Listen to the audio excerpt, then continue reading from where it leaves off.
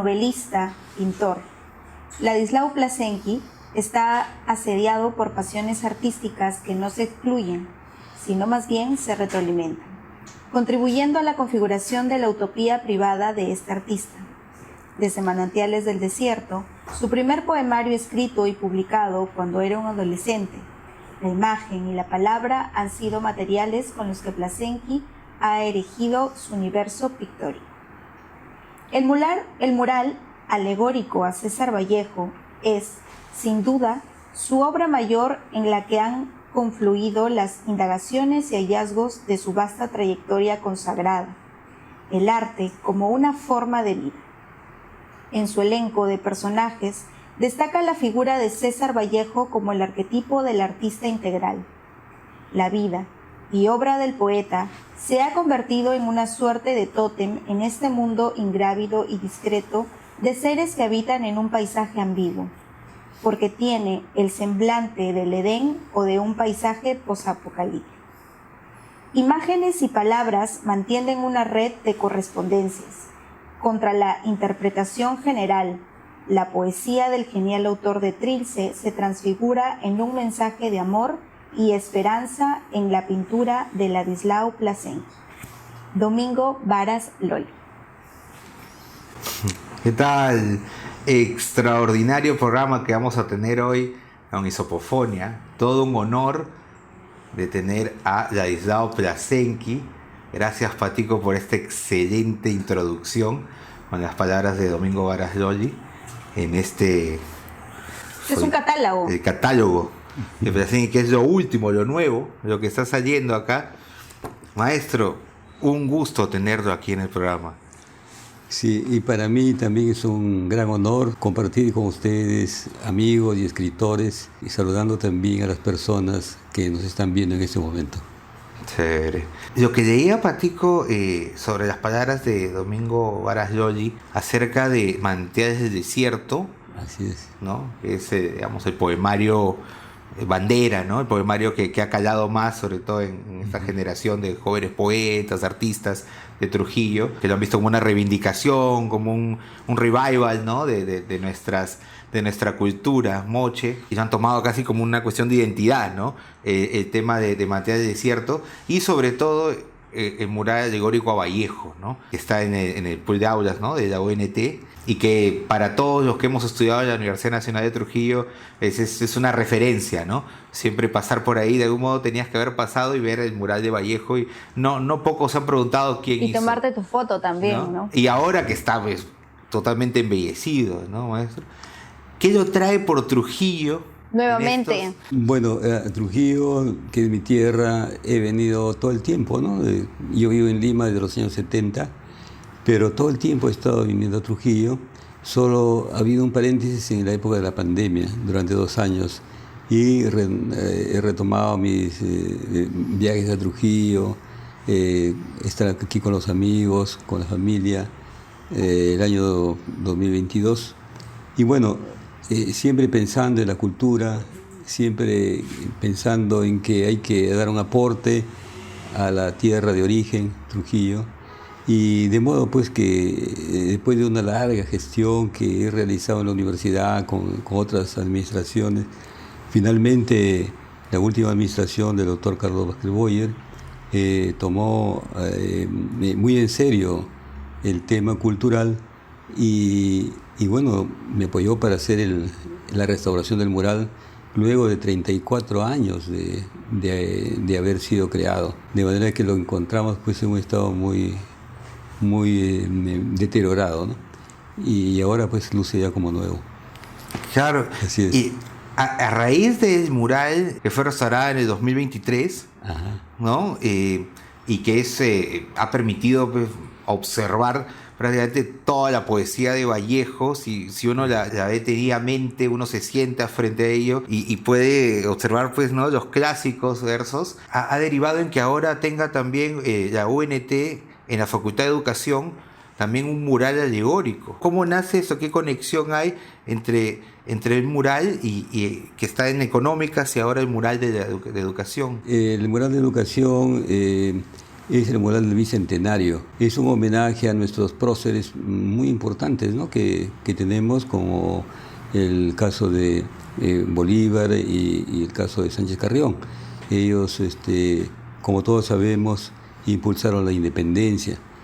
Sobre todo Sánchez Carrión, que él fue el mentor del movimiento independentista, y también gracias a él es que se hace la fundación de la Universidad de Trujillo. Siempre él pensó que la cultura era lo más importante para el pueblo, de manera que ya en 1824 se funda la universidad y 7 años después recién empieza sus labores académicas. Tuve la suerte de ser...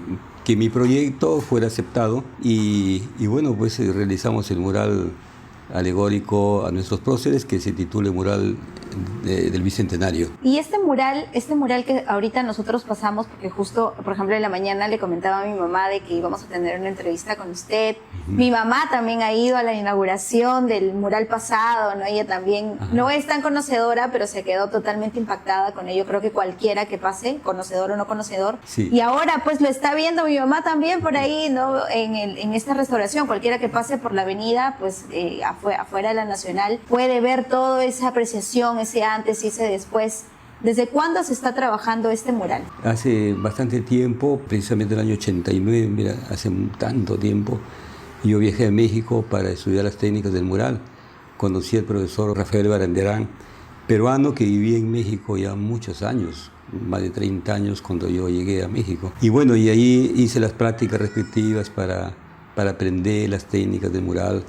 Pintamos algunos murales en algunas escuelas y poco a poco fui tomando el conocimiento que era necesario para que yo posteriormente hiciera mis propios proyectos. Entonces, cuando regreso al Perú, ya desde el año 80 había un movimiento en Trujillo, liderado por Santiago Aguilar, rumbo al cincuentenario de la muerte de César Vallejo. Entonces yo pensé pues que era oportuno allí poner el grano de arena. Entonces hice el proyecto, que fue un dibujo con todos los elementos que significa la poesía, la vida, la obra de Vallejo, y lo presenté a Concitec. Concitec me permitió realizar el mural, dando sobre todo su apoyo moral, porque en ese entonces la moneda estaba totalmente devaluada, de manera que se hizo pues con mucho sacrificio.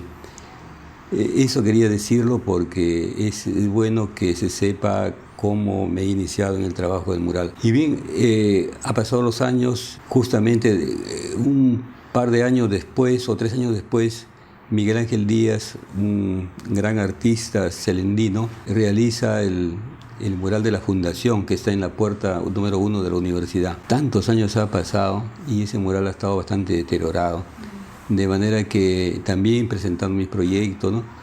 Y bueno, he tenido la suerte de que lo aprueben y ahora lo estoy restaurando en forma acelerada, digamos, poniendo mucho empeño, bastante trabajo con mis colaboradores y ayudantes, y estamos ahí desde el día 24, o sea, no hemos pensado en que la Navidad no se puede, no, también hemos trabajado en la Navidad, y ahora estamos ya bien avanzados, casi estamos en un 60%, y está quedando, bueno, bastante bien a mi modo de ver, y quienes pueden pasar por ahí notarán que es como si fuera nuevo.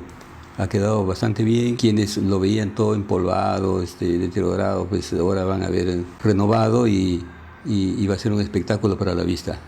Así es. Claro, claro. Ahora los estudiantes se van a sentir mucho más emocionados, incentivados, ¿no? También porque obviamente todo eso de ahí le da vida, ¿no? Tú entras, vas a ver ese mural todo bonito, restaurado.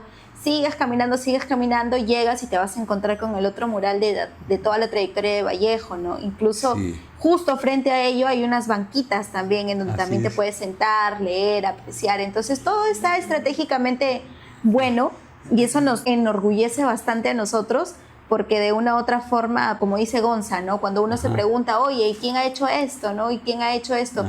Trujillanos con la ayuda de hermanos también trujillanos, ¿no? Porque ahí también en la otra pintura creo que estuvo Alubis, ¿no? Sí, ¿no? También exactamente. Chacha, Sí. también estuvieron ahí apoyando, entonces eso también para nosotros nos retribuye bastante a esto de aquí. Exactamente, todavía es el joven a quien se le da el apelativo de Chacha, todavía me sigue ayudando, ¿no? Jorge Noriega. Es sí, un artista extraordinario porque él, además de ser escultor, es pintor.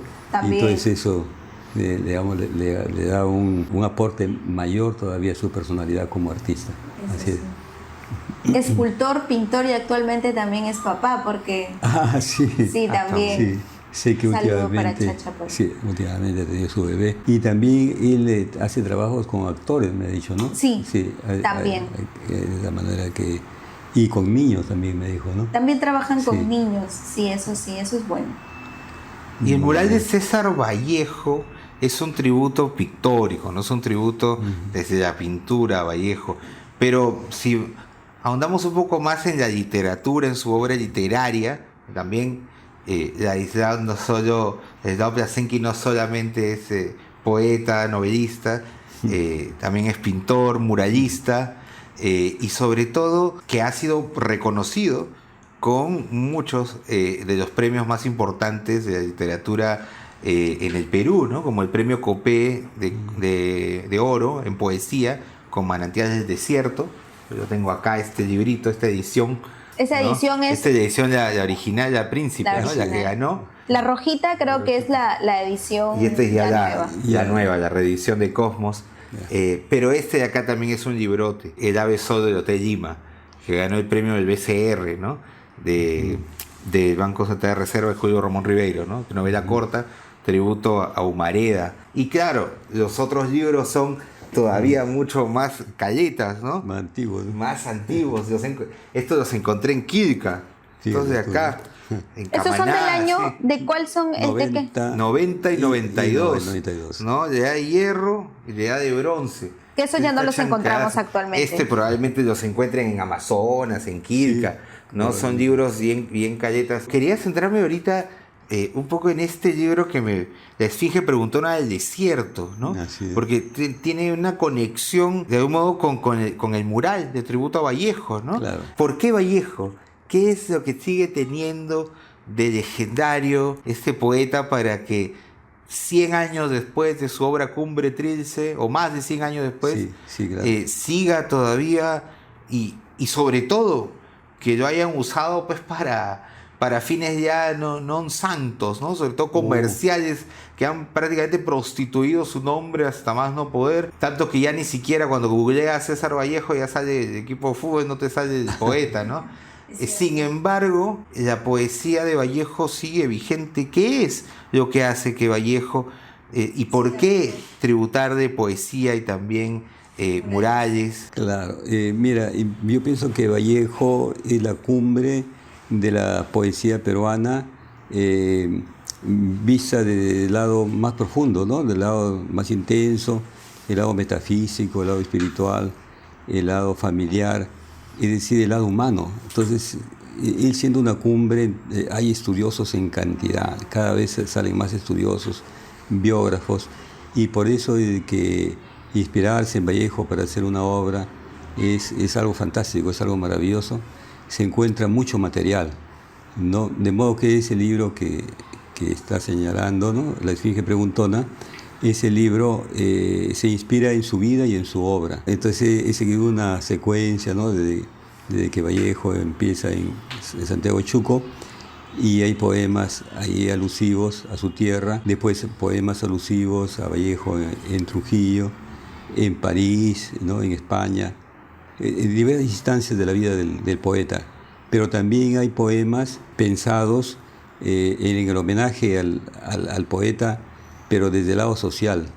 Por ejemplo, hay poemas ahí que se supone que es un canto de los obreros a Vallejo.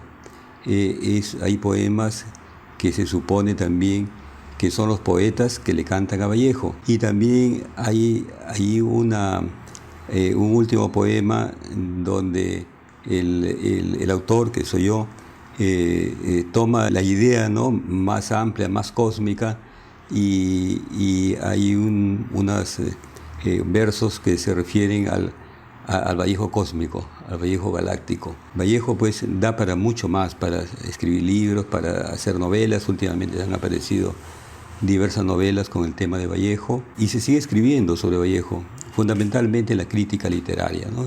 Hay congresos, últimamente había un congreso en Sicilia, en Palermo, y el próximo congreso está programado para hacerse en Londres, de manera que con Vallejo tenemos para rato, para mucho, mucho tiempo. Muchas generaciones más, ¿no? Sí. Vienen con esto de Vallejo. Mire, ya lo vemos a usted escribiendo estos libros. Ajá. Incluso también hay libros un poco más interactivo también, ¿no? Para los niños, para que conozcan un poco más el tema de su poesía, Sí. ¿no? Para introducirles también a estos de acá. Entonces eso también lo podemos ver que es bastante retribuyente para la educación. Sí, efectivamente. Claro, lo que a mí me gusta de este libro de Esfinge Preguntona del Desierto, hay mucha metaliteratura, ¿no? Se juega mucho con la misma poesía de Vallejo, Sí. con los versos, pero también no solo con los versos, sino hay partes de las cartas de Vallejo, ¿no? Hay partes del periodismo, de su etapa periodística, del teatro, ¿no? Cómo amalgamar todas estas historias que hay de Vallejo en poesía, ¿no? Pero no es una poesía, digamos, tradicional, del estilo intimista, antiguo, sino que es una poesía más ligada, yo siento, a la vanguardia misma de Vallejo, no solo el tema social. Me parece ya un proyecto mucho más vanguardista, el de unir tanta información para crear una poesía biográfica, ¿no?, de Vallejo. Sí, casi es una poesía biográfica, efectivamente. Cuando yo escribo un poema siempre tiene una tendencia narrativa, de manera que se puede leer con cierta facilidad. Bueno, y si se conocen los poemas de Vallejo, mucho más fácil leer ese libro. Te decía ayer en una conversación de que Vallejo es la cumbre, la cúspide de la poesía intimista, y después de él ya no se puede hablar como Vallejo, ¿no? Se tiene que encontrar nuevos caminos, nuevas técnicas, nuevas escuelas, porque Vallejo ya lo fue todo, y alrededor de ella no se puede hacer nada. Solo se puede intentar crear algo que no esté en el camino de la vanguardia vallejiana, sino de otro tipo de vanguardias. Y que supongo en ese momento pues está la poesía del lenguaje, ¿no? Claro. Entonces que hay buenos exponentes en el Perú. Y bueno, aquí en Trujillo también hay un gran movimiento que supongo no es un movimiento vallejiano, sino es un movimiento que en el fondo respalda a Vallejo, porque Vallejo es la representación misma de la tierra liberteña, ¿no?, de Santiago Chuco. Y entonces la gente de Trujillo que está escribiendo, los jóvenes que están escribiendo, ahora, por ejemplo, que tienen algún derrotero en lo que se llama Renacimiento Mochic, creo que también es un buen filón, una buena idea para explorar y explotar lo que son nuestros ancestros mochicas. Mucho tiene que ver con Manantiales del Desierto, ¿no? Así es. Porque cuando uno lee Manantiales del Desierto, ¿no?, encuentras obras clásicas como El Hombre del Desierto, ¿no? Ajá. Que es un poema así de los favoritos de nosotros por acá, pero que uno lo puede leer en clave microficción, en clave cuento, en una Claro. ficción breve, Sí, sí. que está escrita como un verso, incluso tiene diálogos, personajes, apariciones, ¿no? Aparecen los extraterrestres de otras dimensiones, Así ¿no? es. Yo recuerdo cuando trabajaba en educación, mucho les daba este poema a mis estudiantes de primaria, Ujú. ¿no? Y les decía que para que lo interpreten, lo dibujen, les decía que lo narren así como en un cómic. Claro. Entonces tenía una serie de extraterrestres de diferentes partes, de Fisotrón, de Ferrociel, de Combú, y los niños se lo imaginaban. Pero digamos, los niños tenían una lectura de, qué bonito, el hombre en el desierto, ¿no? Sí. Se imaginaban extraterrestres, su imaginación, ¿no? Pero nosotros, digamos, digamos, el grupo, cada artista, la gente, no sé, con Garon, con Claro. José, con Jairo, con Gabo, Ajá. con Kevin, con todas las personas de la música, de escena, me acuerdo que nos íbamos a sanpedrear leyendo este poema y leyendo este libro, ¿no? En Manantiales del Desierto, ya ha caído, pues, San Pedro, ya ha caído de todo, rastros de todo tipo de sustancias, sobre todo ecológicas, ¿no? Entonces, este libro, pues, puedes leerlo a diferentes niveles de lectura, Claro, y sí. les puede gustar realmente desde los más pequeños, como a los más sanpedreros y fuegues del mundo. Claro, o sea, ¿no? los niños deberían tener como que otra visión, ¿no? Una visión más inocente, una visión tal vez más comercial acerca de los ovnis, extraterrestres, ¿no? Obviamente ya nosotros que conocemos, que nosotros ya hemos incluso hasta tomado el San Pedro, ya lo vemos desde otra perspectiva, ¿no? Entonces este libro da, ¿no? Para, o sea, educativamente da un poco más para el conocimiento de estos niños, como para también nosotros, pues, ¿no? Pensar y todo esto. Para ello, ¿Plasencia ha tomado San Pedro? Sí, no mucho, pero sí algunas veces, sí. Es fuerte, sobre todo el cingado, ¿no? Para cingar con esa sustancia alcohólica, ¿no? Es que es muy poderosa y eso ya te marea, ¿no? Pero sí es que tomas una dosis muy fuerte, sí, ya puedes volar, ya puedes, ¿no? Tener alguna visión. Es muy interesante, ¿no? Y sobre todo yo algo que alguna vez les dije a amigos poetas y ellos, para entender el manantial del desierto, o sea, sí o sí tienes que haberte ido al desierto a meterte en San Pedro, bajo la luna llena, así en las estrellas, acampar bajo las faldas del Chipotur, con el sol manásico sobre nuestras frentes. La poesía, esto es una poesía vital, ¿no? Es una poesía que debe ser vivencial, ¿no? O sea, quedarse solo con las palabras es vano, es superficial, ¿no? Y tienes que adentrarte. Notarás que hay un poema también dedicado al chamán, ¿no? Claro. Chamán, la casa del chamán, cómo entras y se produce la mesa. El poema de San Pedro, sí, donde te cuentan cómo se prepara, los surcos, ¿no? Que tiene que ser con un metal ¿cómo es? Y esta inspiración a Manantiales del Desierto nace a pro de que usted ha tenido alguna conexión, alguna vivencia, lo ha vivido para poder escribir esto, lo imaginó.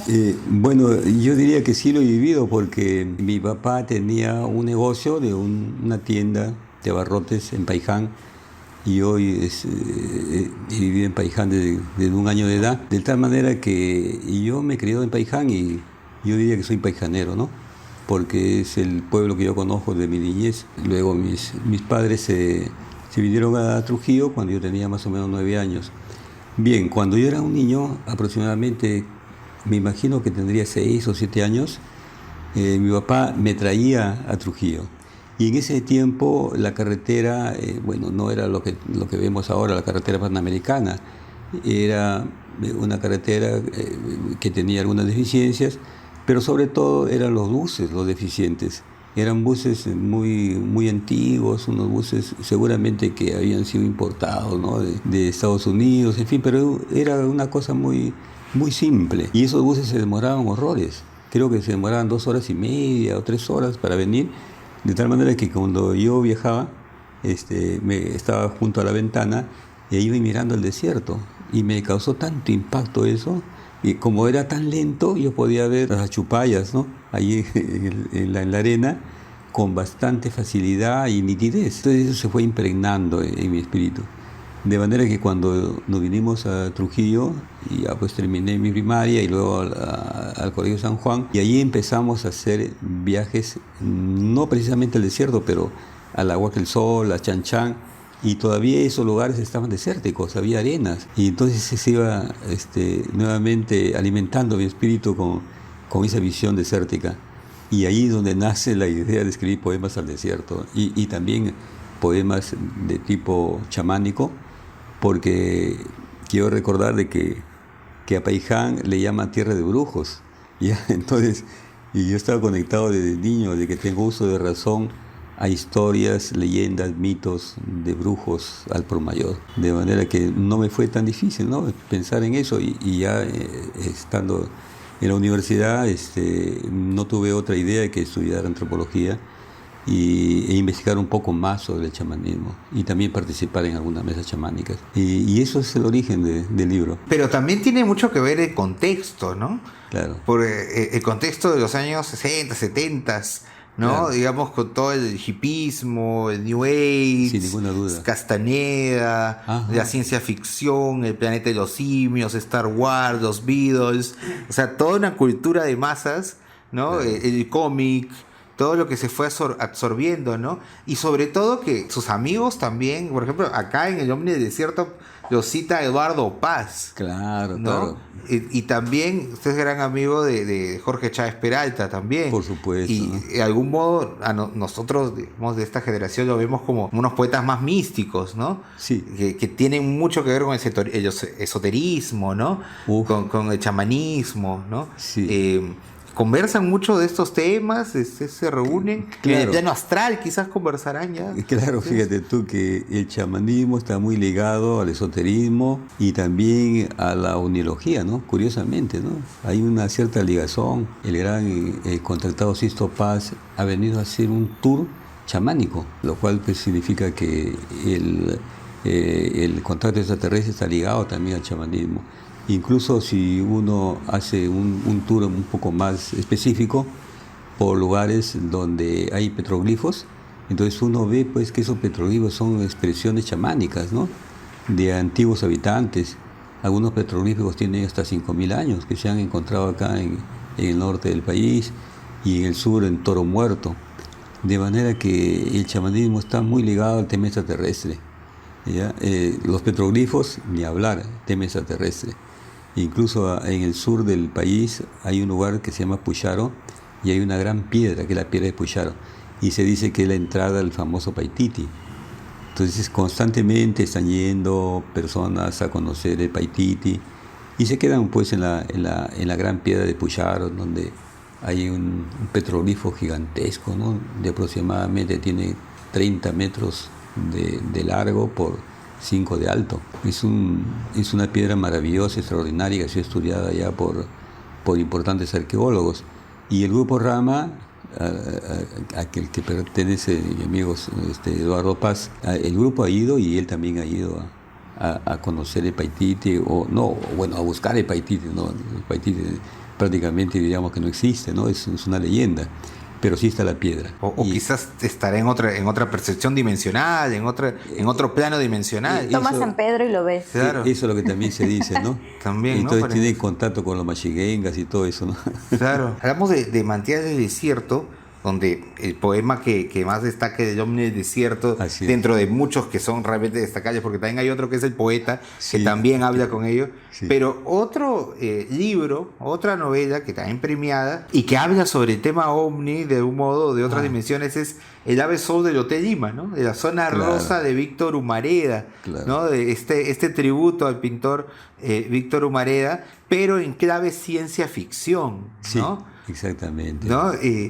¿Cómo así combinar la ciencia ficción, sobre todo con un libro que a priori se podría leer como una biografía de Humareda, una biografía novelada de Humareda, pero que va más allá? ¿No? Porque hasta con Marilyn Monroe se encuentra en el Empirio, ¿no? Y como tú dices, en la nube, ¿no?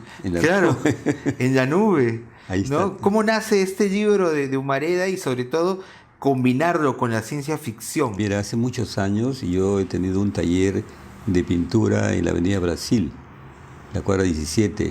Entonces ahí he conocido amigos, ¿no? que han trabajado conmigo y especialmente recuerdo 2 de ellos que conocieron a Humareda, eran amigos de Humareda y en ese tiempo todavía vivía Humareda. Entonces ellos me iban contando, ¿no? Aspectos que yo iba notando, pero sobre todo cuando empecé a escribir el libro quise que el libro tuviera el espíritu del artista, no su biografía exactamente, pero sí hay aspectos que son muy puntuales, biográficos de Humareda, como para no salirme del contexto de la vida, de la biografía. Pero no es un libro biográfico exactamente. Por ejemplo, una de las cosas de Humareda que es insolayable es su comunicación que él dice que tenía con los grandes maestros de la pintura, de la música y con Marilyn, ¿no? Entonces eso está explotado ahí con la imaginación. Y como tú dices, está cerca de la ciencia ficción, desde ese lado, ¿no? Porque hay unos capítulos al final del libro en donde él realmente se comunica con Marilyn Monroe. ¿Ya? Esa es, digamos, una primera entrevista que él tiene, pero después vuelve nuevamente al lugar, a ese planeta que se llama Arcad, donde se supone que viven pues, los intelectuales, los filósofos, ¿no? los artistas, y la reina del planeta es Marilyn Monroe. Pero en su segunda visita que tiene Humareda va porque lo invitan a la coronación de Marilyn Monroe como la reina de la galaxia. Pero que resulta de que se choca con la noticia de que la coronación no va a ser en ese planeta, va a ser en el planeta más importante, un planeta muy grande que no está ahí en ese lugar, no sé, que no es en otro lado. Y él tiene la ocasión de ver la coronación de la reina Marilyn a través de una pantalla que es una pantalla holográfica. O sea, él lo ve casi en vivo, ¿no? Todo, y eso está narrado ahí, ¿no? Es imaginación fantástica, como tú dices, ¿no? Ciencia ficción. Claro, pero también hay personajes que no necesariamente sean tan fantásticos, como este loco que lo acosaba al pintor ahí en la parada, que siempre estaba gritando de maestro, maestro, alerta, Sí. ¿no? ¿Ese personaje existió? Existió. ¿Usted lo llegó a conocer a este loco que lo acosaba Humareda? Lo conocí. Bueno, no voy a extenderme tanto en el origen de ese loco, sino en dos cosas, ¿no? Lo conocí gracias a un amigo, compañero de estudio del colegio, ¿no? Aquí, un día lo encuentro en el centro de Lima, en la parque universitario, y bueno, nos fuimos a tomar un café, y ahí estaba este joven, éramos todos jóvenes, ¿no? Tendríamos pues 20 y tantos años, 25 años. Y mi amigo era estudiante de la Universidad de San Marcos, y este joven, Yaco, también estudiaba allí y era su guardaespaldas porque mi amigo era político. Entonces te presento al joven tal, mi guardaespaldas, ¿no? Entonces lo vi una sola vez, pasó mucho tiempo, y ya de ahí no lo volví a ver más porque por diversas razones, a los dos. Pasó mucho tiempo, habrá pasado pues como 15 años. Y un día yo estoy caminando por la Avenida Brasil y veo un loco que está en la plena avenida parando a los carros, ¿no? Los paraba y se detenía porque una persona en el centro de la pista no tenía que pararse, ¿no? Y él con un tarrito les pedía colaboración, ¿no? Y seguramente le daban. Entonces yo vi al loco ahí y dije, voy a evitar al loco y me voy a caminar un poco más allá de la cuadra hasta cuando ya los carros no pasen. Entonces yo surcaba la avenida dándole la espalda al loco, pero el loco habrá venido pues muy despacio y yo no escuché nada, y me toca así el hombro, me dice Ladilao, yo soy Yaco, y el hombre estaba pues, imagínate tú, un loco callejero, ¿no? La barba crecida, con una ropa muy, muy cochina. Entonces, pero cómo me reconoció, ¿no? Y solamente eso hizo y me pidió colaboración, le di. Y se fue nuevamente a los carros, ¿no? Y ahí ya dejé de verlo, después ya lo encontraba otra vez, lo encontraba ya a veces ya cambiado de ropa. Me contó una vez que estaba en el manicomio, que le estaban dando tratamiento. Después lo encontré en una iglesia evangélica en la puerta, ¿no? Y así lo encontraba de vez en cuando hasta que ya se perdió. Y ese personaje me sirvió para la obra de Humareda. Ya, sí. Pero sí existió. Existió porque ya sé que ha fallecido. Ya. Claro. En la calle no puede vivir tanto tiempo una persona, ¿no? Claro. No, ha hecho tributo a Vallejo, tributo a Humareda. ¿Cuál es el siguiente? ¿Tiene alguna obra que esté preparando de otro grande de la literatura peruana, de la poesía o de la pintura? Claro que sí. Mira, se me escapa Vallejo, y a Vallejo le he dado muchas vueltas. No me atrevo realmente, pero hay una obra donde yo estoy contando la historia del mural. Y ahí aparece Vallejo como en astral, ¿no? Hasta allí llego porque no quiero meterme en la vida de Vallejo. Ya lo han hecho varios escritores, ¿no? No me motiva eso, ¿no? Sino más bien tangencialmente contar lo fantástico, el aspecto fantástico de la vida del gran poeta. O sea, el aspecto que yo podría imaginar de su personalidad, el lugar donde se encuentra, qué cosa es lo que puede aportar en un diálogo, ¿no? Con un pintor, con un artista. Sin embargo, sí estoy abordando exactamente con el mismo método la vida de Martín Adán. La vida de Martín Adán. Estoy escribiendo sobre eso, pero con el mismo método, tomar los ejes maestros de la vida de Martín Adán, que como todos sabemos, pues, un poeta callejero, bohemio, de la calle, bohemio, claro. Eso, y recrear el personaje, ¿no? pero siempre del lado positivo. Un día un amigo me enseñó una crónica, me parece que ha sido de Gregorio Martínez. Y bueno, pues es lamentable que Gregorio Martínez haya escrito esa crónica tan fea, ¿no? sobre el poeta. Y yo creo que no es así, ¿no? Entonces, yo nunca haría eso, ¿no? Para mí, mis héroes en la novela son héroes de verdad, no son antihéroes. Yo discrepo con ese criterio. O sea, yo no puedo tocar la vida de Martín Adán o de Humareda para denigrarlo en una... No, nunca haría eso. Entonces, este Martín Adán también es un héroe en la novela. ¿Con qué se quedaría, con qué aspecto se quedaría usted? ¿Se siente como un doppelganger, un pintor o un escritor? O ambos, o es un pintor que... Porque su novela también rinde tributo a la pintura, ¿no? La novela de María. Claro. Pero también se rinde tributo a la poesía. O es un equilibrio, tal vez, entre ambos. Es un poco difícil, pero quiero hacer un poco de memoria para contestar la pregunta. Hace muchos años, cuando yo me fui a Lima, yo tenía en ese tipo 24 años. Entonces, yo me fui con una sola decisión. Yo quiero ser escritor, ¿no? Quiero hacer poesía, quiero hacer novela. Ya había comenzado a escribir mi primera novela. Ya no quiero ser pintor, ya no voy a ser pintor. Entonces, ¿qué pasa? Que habrá pasado pues un año, ¿no? Había dejado de pintar, o pintaba muy, muy raro, ¿no? Ya no me interesaba. Me iba a la librería, compraba libros, iba mucho a los recitales de Hora Cero, pero yo siempre subrepticiamente. No lo llegué a conocer en ese entonces a Velázquez, lo conocí mucho tiempo después.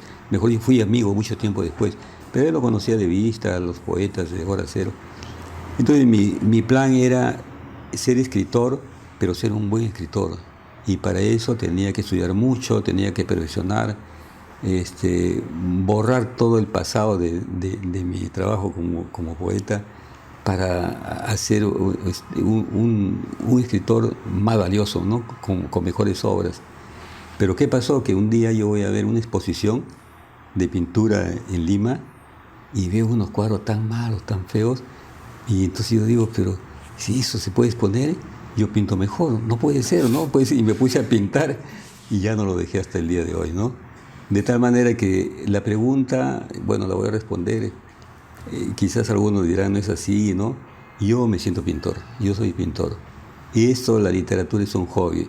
Yo trato de poner mucha responsabilidad porque me gusta mucho la literatura, pero para mí sigue siendo un hobby. O sea, la pintura es mi trabajo diario, todos los días. Nunca dejo de pintar. Y he calculado que debo haber pintado más o menos unos 15.000 cuadros hasta ahora, en los 50 años que tengo pintando. Es bastante. Entonces, podríamos decir que dentro de todo, ¿no? La literatura ha sido algo que lo ha acompañado y que ha complementado esta pintura, ¿no? Porque como dice Gonza, podemos apreciar en varios de sus libros, ¿no? Una combinación acerca de ello. Igual es una combinación extraordinaria, ¿no? Porque le da un plus totalmente a los libros que usted tiene, con imaginación, con poema, con todo ello, ¿no? Incluso con esoterismo también, que eso es claro, muy, muy lindo. Entonces es algo que no se ve normalmente en estos libros, ¿no? Entonces es una muy buena combinación lo que usted ha hecho y que aún mantiene. Y fíjate que a mí me gusta mucho la técnica y la literatura. Yo, digamos que soy un fanático de Joyce. Algunas personas me dicen, ¿de qué trata? Le digo, bueno, tengo una idea así vaga. O sea, no me importa lo que trate la obra de Joyce. Lo que me importa es lo que dice en cada letra, en cada párrafo, en cada página, en cada capítulo, que es una maravilla, la forma como él escribe. ¿Por qué? Porque en el fondo soy pintor y yo veo ahí como una pintura. O sea, esa escritura para mí es una pintura, es una belleza. Entonces pienso que el arte tiene como máxima aspiración la belleza, no transmitir mensajes. Y los mensajes son alternativos, son aleatorios. Y si, por ejemplo, hay algunos críticos que dicen, pero si Joyce en su obra, Ulises, no dice nada, pues que no importa, ve que no diga nada, pero ¿quién puede escribir como lo ha hecho él? Mira, Vallejo, su mensaje, todos sabemos que es humanista, ¿no? es humano. Y hay lectores que no le entienden, pero ¿qué importa? Finalmente que no le entiende, es literatura, es arte. Y el arte es belleza, y la belleza en la literatura son las palabras, es la escritura. Y en la pintura también son las técnicas sofisticadas, la forma como se pinta. De tal manera que yo soy un cultor de las técnicas. Me gustan en la pintura las técnicas y en la literatura también las técnicas.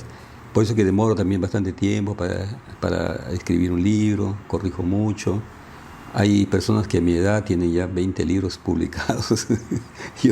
yo tengo un solo libro de poesía.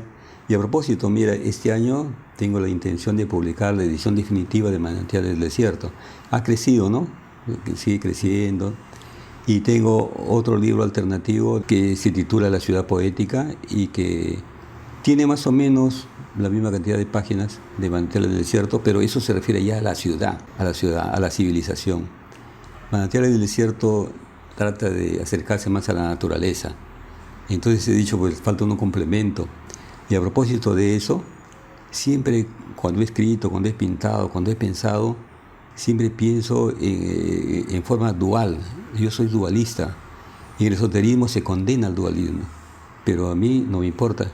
En el esoterismo hay una frase que dice aquí y ahora, y yo les contradigo porque digo, si yo hubiera pensado en el aquí y el ahora, no habría escrito nada de lo que he escrito, no habría pintado nada de lo que he pintado, porque cuando yo me proyecto en un plan de trabajo o de arte, siempre digo, esto es para 10 años después, para 3 años, para 50 años después.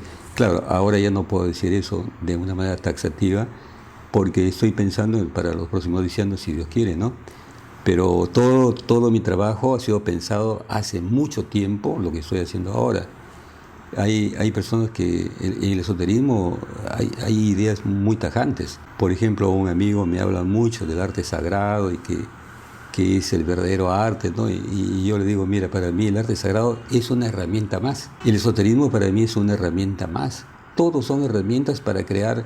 Lo único que se debe crear y aspirar es la belleza, es el absoluto. O sea, el Dios del artista es la belleza. Ahí va todo. O sea, no son los comodines, ¿no? Los mensajes. Los mensajes son secundarios. Es bonito hablar de mensajes, ustedes están hablando del chamanismo. Claro, porque uno tiene que apegarse o que pensar en un mensaje para hacer la obra de arte. Pero eso no es el objetivo es la belleza. Recuerdo cuando se hablaba de Hermann Hesse. Ajá. Y su influencia en la literatura y sobre todo en los jóvenes hippies de los años 60, los hipsters, ¿no? Claro. Todo esto, Carl Jung y el lobo estepario, ¿no? Toda la influencia, sobre todo que sabiendo que Hermann Hesse, por ejemplo, publicó en 1922 Siddhartha, sí. ¿No? Pero el impacto que tuvo su obra no fue necesariamente en 1922, sino sí. El impacto que tuvo fue para los años 60, más o menos, sí. ¿No? En la época del hippismo, de la meditación trascendental. Y entonces, yo creo que es algo que lo que ha pasado también con Ladislao, con tu obra. O sea, yo siento de que la literatura, como de Manantiales del Desierto, o los libros de El Ave Sol de Hotel Lima, creo que son mucho más entendidos y mejor entendidos y leídos por la gente de esta generación, digamos, millennials, pero en adelante, sí. Millennials, centennials en adelante, y sobre todo en los jóvenes y las jóvenes poetas que se han identificado, ¿no? Y también con los movimientos como Chuquisac Muchik, este renacimiento Muchik, claro. Que también ha tomado como bandera Manantiales del Desierto, ¿no? ¿Cómo se siente ello? ¿Siente tranquilo? ¿Siente que es una suerte de reivindicación también a un trabajo sostenido de años? O sea, que claro. Sean las generaciones más jóvenes, claro. Las que valoren y ponderen mucho su obra. Mira, es posible que todo lo que tú digas sea pues la verdad, ¿no? Pues yo creo que hay dos tipos de escritores. El escritor que, hablando ya del fondo de la obra, que se preocupan mucho por la coyuntura, ¿no? Otra vez por el aquí y el ahora, para figurar, para vender su obra, ¿no? y otro tipo de escritores al cual yo creo que estoy con ellos, es pensar en lo trascendente, aquello que puede perdurar, aunque no te salga bien, ¿no? Pero porque nadie es genio para decir lo que yo he hecho es trascendente y es perfecto, no. Pero estás pensando en algo que puede perdurar, en algo sólido. Y es por eso que, como tú dices, después de tantos años se está valorando, se está leyendo, se está viendo, porque desde un inicio está el tema perdurable, ¿no? Que va a durar toda la vida, como es lo espiritual a través del chamanismo, lo espiritual a través del esoterismo, lo espiritual a través del contacto extraterrestre. Y son temas de actualidad. Pero antes no lo eran. Antes era digamos, una explosión y ahí se quedó. Pero hoy nuevamente empieza a florecer. ¿Y cuándo va a ser la presentación ya de la restauración? ¿Para cuándo está proyectado? ¿Cuándo estaría acabándose y cuándo lo veríamos ya? Muy bien. Para ir. Claro. Mira, yo he pensado terminarlo hasta el fin de ese mes, probablemente los primeros días de febrero ya debe estar listo. Pero siempre, la burocracia también tiene sus propios tiempos y quizás se esté inaugurando a mediados de febrero, ¿no? Porque hay que poner algunos adicionales como las luces, hay que mandar a hacer la placa recordatoria y eso demora un poquito, a mediados de febrero. Sin embargo, quiero invitarlos, que tampoco no tengo fecha, pero ya les anuncio de que aquí. sí, va a haber una exposición para probablemente a fin de mes, y ya lo estaré anunciando oportunamente en el Facebook. Todavía no tenemos la fecha porque el catálogo, este catálogo pertenece a la exposición del año 2023. Pero ahora se está haciendo un nuevo catálogo y depende de que se imprima la próxima semana para decir la fecha, ¿no? Y ahí ya lo voy a invitar para que vayan a la exposición que se va a realizar en el claustro de la Universidad Nacional de Trujillo, es decir, en la iglesia de la Compañía. Ahí se va a realizar la exposición. Nos da mucho gusto que este año se esté iniciando dentro de Trujillo con cosas bastante enriquecedoras en el ámbito cultural, ¿no? Entonces nosotros vamos a estar ahí presentes tanto en la inauguración del muro como en la inauguración también de esto de acá, esperando la fecha a confirmar. Siempre es un gusto poder conversar con usted, saber que todavía está haciendo cosas nuevas, que se vienen cositas también en este 2025, nuevos libros también. Entonces ha sido un gran honor para mí poder acompañarlo en esta conversación, conocer un poquito más. Y mi intriga bastante era sobre manantiales del desierto, ¿no? Si había consumido guachuma, cómo había sido todo ese tema. Bueno, muchísimas gracias, Patricia, por la atención aquí en este ambiente tan bonito, tan cultural, y también gracias a Gonzalo por la invitación. Y bueno, lo único que puedo decir es que voy a seguir contribuyendo al arte de Trujillo con mi modesta labor, cada vez que pueda hacer una exposición. Y estoy proyectando hacer también una exposición para fines de este año. Espero que me den la fecha muy pronto en una galería, y seguiré haciendo obra en favor de mi ciudad, Trujillo. Sí. Excelente. Gracias por estar. Si llegaron hasta aquí, extraordinario. Saben mucho, ¿no? Nos vemos en la siguiente Isopofonía.